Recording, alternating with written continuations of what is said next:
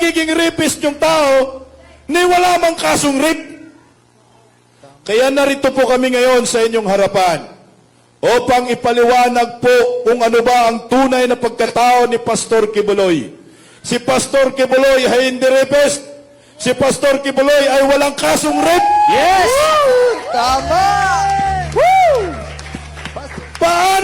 Paano nagiging rapist yung tao ni wala mang kasong rape? Walang rape na kaso.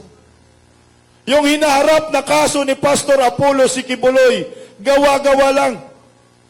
Human trafficking at saka child abuse. Hindi nila tinuloy yung kasong rape kasi gawa-gawa, mapahiya lang sila. Hindi tatayo.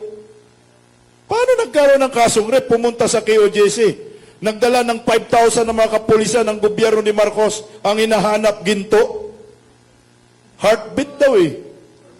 Napanood nyo yun? Dito, di ba pinalabas? Heartbeat daw. Heartbeat ng ginto. Baka heartbeat ni Palaka, hinahanap yun eh. Ganon katindi yung ginawa nilang damage kay Pastor Apollo si Kibuloy.